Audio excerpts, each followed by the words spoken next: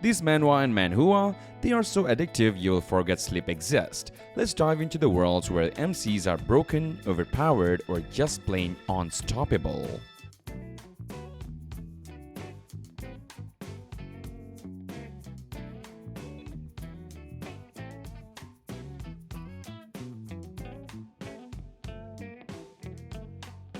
Next is Strongest Parasitic Human. Strongest Parasitic Human is a supernatural action manhwa about Kinsey, a down-on-his-luck college grad who gets caught in a monster attack on his morning commute. After a golden parasite fuses with him, Kinsey gains the power to sever the link between monstrous parasites and their human hosts, making him a unique threat to both sides. The story mixes intense action, body horror, and humor as Kinsey tries to survive being hunted by the security bureau while figuring out his new abilities. The side characters are well developed, and the MC's banter with his parasite adds personality. The art shines in transformation scenes though some fights can get chaotic. Great pick for fans of underdog supernatural stories. Moving on is we have Stuck in a Glitch, novel as an extra. Stuck in a Glitch, novel as an extra is a chaotic fantasy isekai where the MC, Rudian, gets thrown into the notoriously messy world of a web novel he once read. Except he's not the hero, just a total background nobody. The twist? This world is full of wild plot twists, OP monsters, and yandere heroines. But Rudian gets some game-changing allies, a googly-eyed monster named Adi and a cursed sword Diablo. The story is fast-paced and packed with unpredictable events, and MC's struggle to survive as an extra is both funny and tense. If you like meta isekai with game elements, weird companions, and a protagonist who is OP, then this is a fun read. And last but not the least, we have Coldblooded Warrior. Alright, this one just dropped and it's already giving a solo leveling vibe. Of course, it has to be because it's from the same studio as Solo Leveling. Han Jaiwo used to be a sweaty gamer god. Now, he's broke, depressed, and basically speedrunning rock bottom.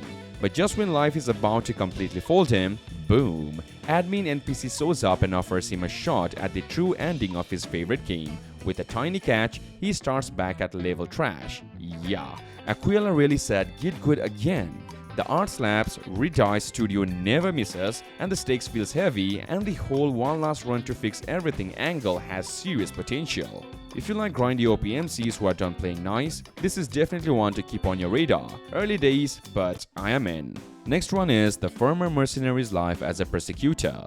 Alright, The Former Mercenary's Life as a Prosecutor. Yeah, it's got that I am done playing nice revenge energy. MC is a literal ex-merc who becomes a prosecutor just to wreck the corrupt trash that ruined his life. The first few chapters is like a Korean John Wick with courtroom drama vibes. He's not here to argue, he is here to bury people legally. The art style is clean, the vibe, it's awesome. And it's not the over-the-top OP stuff, but he's smart, ruthless, and scary in the way calm dudes are when they don't flinch. Still early on, but it's shaping up solid. If you like revenge with brains and no magic systems, check it out. Definitely bookmarking this to see where it goes. Moving on to the list is we have the Ranker Dreams of Retirement today too. Bro just wants to slip in, but the world won't let him. Hyun Harbin, after saving the world and getting a second chance, suddenly has all the cheat codes. Power, money, fame, you name it. But instead of flexing, the guy just wants to vibe, eat ramen, and dodge annoying guilt invites. Respect. It's got that classic overpowered but low-key trope we love, but the comedy and chill pacing keep it fresh. The art is clean, the side characters are fun, and there is a nice balance between slice-of-life moments and sudden actions. Still early, but if you are into OP MCs who would rather nap than nuke enemies, this one is a comfy ride. Worth watching for sure. Next on the list is we have the Rise of the Bottom Rank Spirit User. Bro, the Rise of the Bottom Rank Spirit User is straight up hilarious and kinda inspiring if you have ever felt like life is a punching bag.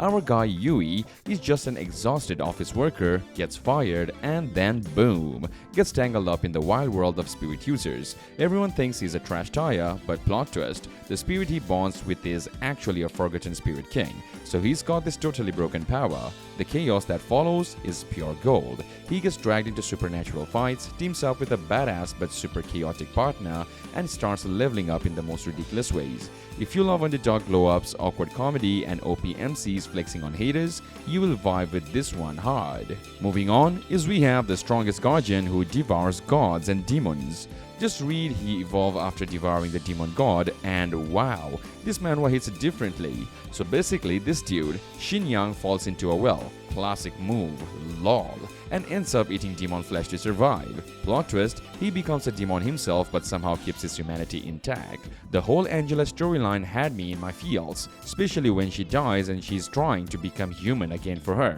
The power system is actually pretty sick. Dude can stretch his arms, fly, and literally devour other demons to get stronger. The Kara organization stuff reminds me of Demon Slayer vibes but with its own twist. Art looks clean from what I saw and character development is solid. Shin Yang isn't your typical OPMC. He's got real emotional depth and struggles with his monster identity. Next in the list is Wild Rancor. Lo was just a regular villager until the mysterious Sky Island wiped out his entire home, leaving him with nothing but a burning need for answers. Thrown into the chaos of the city, Lo decides to climb the adventurer ranks, hoping to uncover the truth. He is hilariously out of his depth at first, but after catching the attention of Adol, the kingdom's top knight, Lo gets a crash course in survival, cue awkward training and epic fails. With each battle, Lo grows stronger, picking up quirky allies and slowly piecing together the mystery. Wild Rancor is a nice read with action, humor, and underdog energy. If you love rooting for the little guy, this one is a must-read. Next we have is the Underworld Transcendent is unrivaled at the school. Leon Klein saved the world, and they thanked him by throwing him into Abby's 1 million beasts. 10 years in darkness, and now he's back with dark magic, a new identity, and an unstoppable rage. Trapped in the body of a weak student, he enters a magic academy ruled by the very man who once humiliated him. But this ain't your average school life. It's time for revenge, domination, and unleashing true power no one saw coming. You want OP? You want smoke? Leon is here to rewrite the rules, with magic darker than the Abyss itself. Next one on the list is the legendary Swordmaster. Only I have the power to force swords from monsters. Ever feel trapped in a nightmare of debts and bullies?